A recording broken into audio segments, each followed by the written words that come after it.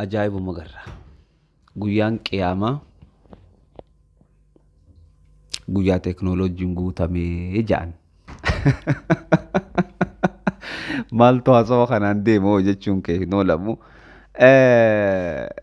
Karaa biraatiin haasawni kun haasawaa guddaa godhanii BBC irraa fidanii bakka adda addaa irraa fidanii irraa haasawaa jiran.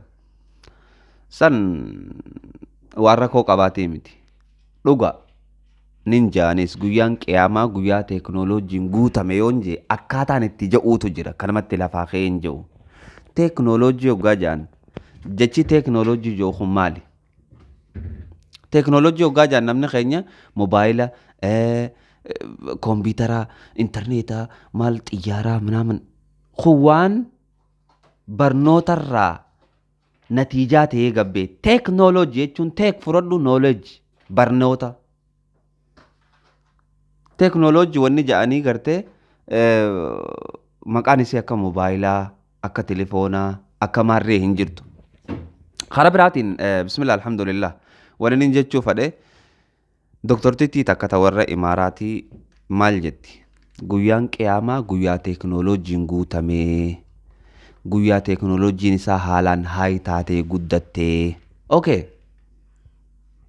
Muqarridootaa fi warri gartee isii jalatti koomantii kannuus kan safaaxaatti godhee kan maarreetti godhe ni jira. Yaa dhugaadha waan takka takka ta namarra guddoo ta namarra ulfaattu namni fidee yoggaa namarratti darbe kanuma ta'a. Jecha teeknooloojii jee waddaa baafannuu dura durso. Teeknooloojii jechuun khudil ilmi jechuudha. Barnoota fudhadhu jechuudha. Teekiin fudhadhu nooleejiin barnoota. Barnoota fudhadhu wanni ja'amu ta'a tolfamee namni fuudhee harkaan tuttuqu hin jiru. Barnoota sanirraa telefoonni kun kaameeraan naqarrasu kun atiin keessaan nalaalu kun telefoona sanirraani nalaalaa jirta malee nooleejii barnoota telefoona bu'aa barnoota saniiti telefoonni kun karaa biraatiin. Mee waan isin jettu na wajjin caqasaa. القيامة سوف يكون يوم مليء بالتطور والتكنولوجيا والتطور الذي لم يسمع عنه الإنسان يوما في حياته. أما زلت في تلك الصورة الذهنية التي رسمت لنا وهي يوم مليء بالتزاحم والتدافع وعدم الاحترام والرعب والظلام. علينا أن نعيد التفكير مرة ثانية في هذه المعتقدات التي زرعت في عقولنا وهي معتقدات خطيرة جدا، لأن هذا لا يتوافق لا مع إنسانية ولا مع يوم اللقاء مع الله عز وجل. فماذا يمكن أن تتخيل في هذا اليوم إذا كان الله سبحانه هو مالك يوم الدين؟ Okay, akkuma amma caqastan kana guyyaan qiyaamaa guyyaa teeknooloojiin guutame. Rabbi subhaanahu wa ta'aalaa quraana keessatti yoggaa dubbatu akkana jedha. فكشفنا عنك غطاءك فبصرك اليوم حديد.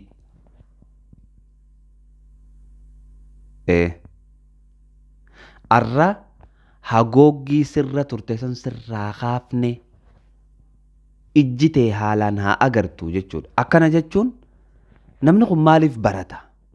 Addunyaa tanarratti ni barata ilmi namaa maaliif barata? Hagoogii takka firraa kaasuuf barata. Hagoogii san eega firraa kaase inni kun barate beekaa ja'ama jechuudha. Hagoogii san eega firraa kaase booda. Okay. Hagoogii ati addunyaarra barattee firraa kaasuu dadhabde Rabbi subhaanahu wa ta'aalaa guyyaa qiyaamaa ogguma takka sirraa kaasa.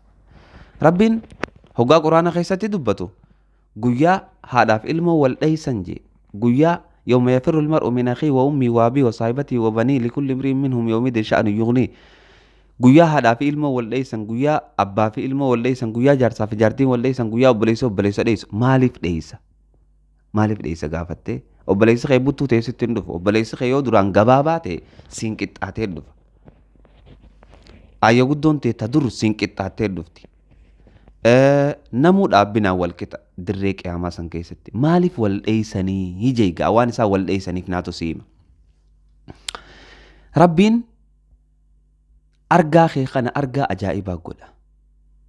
Waa hunda akkanumatti laaltee nama keessatti ichi arku waan duraan rabbi sirraa hagooge fakkeenyaaf akka ummaan tee rabbi si himachuu deemtu fa'aa agarta. Gaafa kana agarte asiinin jalaa badeettee as jalaa fiida. Ummaan teetis akka ati rabbitti isii himachuu deemtu akka har'a isii dhiisuuf hin deemne waan hubatteef si dheessiti. Abbaan keetis akkasumatti namni ati irraa hattees kasee arrabsees hawaada hundinuu akkasumatti wal dheesse jechuudha. Wanni wal dheessaniif maali? Waa hunda akka ati himachuu deemtu sila beekaniif. Tabiraa guyyaa qiyaamaa namni hoggaa qabrii kaafamu gariin cinaa ta'ee kaafama. Mee dubbii ajaa'ibaa dhaga'i. Tasawwura godhine wajji. Namni kun cinaa ta'ee kaafama. Cinaa walakkaa qofa ta'ee fakkeenyaaf warri jaartii lama fuudhee jaartii lamaan waliin qixxeessin jechuudha. Cinaa ta'ee kaafama. Waan ajaa'ibaa laali. Cinaa kanaan namni deemuu jechuun waan akka filmii takkasiif fakkaata. Namni cinaa qofaan deemuu. Cinaan kun hin jiru, cinaan kun ni jira. Guyyaa ajaa'ibaati jechuudha. Guyyaan san guyyaa tokko taayimii sa'aa nuti akka irra fayyadamnu kanaa miqa fayyadamnu. Sa'aan nuti fayyadamnu guyyaan tokkichi sa'aan 24 arra nuti asitti lakkaawwannu kun amata 50 ka'achii hoggaa taatu kam? Amata 50 ka'achii guyyaa tokko beeki.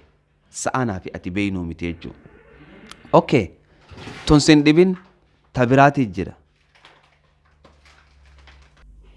Tun sin ajaa'ibsiisin tatana daranii jira. Guyyaa san keessa hoggaanii fi namni qeera siraaxirra dabru laal teeknooloojii ajaa'ibaatiin siima amma teeknooloojii waan ati itti beektu. Namni garii libsuu ijaatiin jee dabra. Takayyal mee laali ati. Qeera siraax kanarra libsuu ijaatiin dabra hoggaa siin jaan humna akkamiin bararee dabra. Gariin fardaan deemaa siin jaan. Gariin farda daabaatiin deema. Gariin akka xiyyaaraatti bararee irra kuta. Guyyaa ajaa'ibaati jechuun. Si galee. Guyyaa amata 50 kana keessatti guyyaan kun guyyaa dinqisiisaa ta'uu irraa kan ka'e amata 50 kana osoo bishaan hin dhuyne dhaabbachuu osoo hin rafne. It's amazing waan hedduu nama ajaa'ibsiisaati.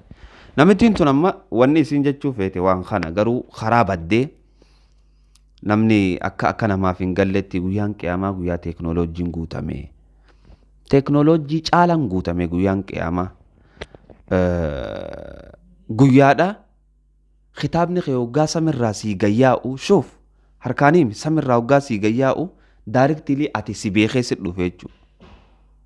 Ati kitaabni kee ifiif si beekee si dhufe jechuudha. Tun sin ajaa'ibsiisin guyyaa harkaa fi miilli dubbatan waan aqlii namaa keessa hin seenne. Addunyaa tanarratti harkaa fi miilli kiyya kun ni dubbate jettee yaaddu. Beekumsi namaa guddatee jechuudha. Sii galee. Tana qofaa miti guyyaan qiyaamaadha. Guyyaadha rabbiin hoggaa jannata si naqe waan teeknooloojii caalaa agartu. Ta teeknooloojiin isii biratti homaa takka hin fakkaanne jechuudha. Tanaaf guyyaan qiyaamaa yawmul qiyaama malii'un bitteeknooloojiyaa jetteen taltiif. Naam yawmun malii'un bitteeknooloojiyaa guyyaa teeknooloojiin guutame. Guyyaadha gartee gariin namaa fuulaan deemu si ajaa'ibsiisa. Hoggaa lafaa ka'an fuulaan deeman. Gariin namaa ammoo akka mixii ta'aniitti kan xixiqqaatanii. Gariin namaa ammoo garaan isaa isarra guddaa kan akka shuuf takhayyula godhi guyyaa sallaalee. Tanaaf haasawni amma isiin jette kun yoo akka biraatti kan laallu ta'e guyyaan qiyaamaa guyyaa teeknooloojiin keessa guutuuti telefoona keefaamaan fidannee yoo kan jettu taate telefoona caalaa wanni telefoonaan ati fayyadamtuuf nama alaala jiru dubbisuufi sin barbaachisu guyyaa qiyaamaa ifumaaf dubbistaa'u jechuudha. Ni beeyta waan inni siin jechuu fadheewu ni beeyta. Intarneeta kana wanni laaltuuf informeeshina namaa waan namni barreesse laaluuf guyyaa san numa beeytaa ozooniif intarneetan laalin beeyta. Guyyaa san ni beeyte jechuudha osoo intarneetan laalin. Intarneeta wanni si barbaachise hin jiru. Guyyaa san bakka fagoo yoo deemuu feete makiinaa sin barbaachisu. Makiinaa amna gabaaffachuufi. Guyyaa san ammoo makiinumaa sin barbaachisu akka feete deemuu dandeesse jechuudha. سيقاله تناف إن شاء الله تعالى. اللهم علمنا ما ينفعنا وانفعنا بما علمتنا وزدنا علما. وصل اللهم على نبينا محمد. السلام عليكم ورحمة الله تعالى وبركاته. إلى اللقاء.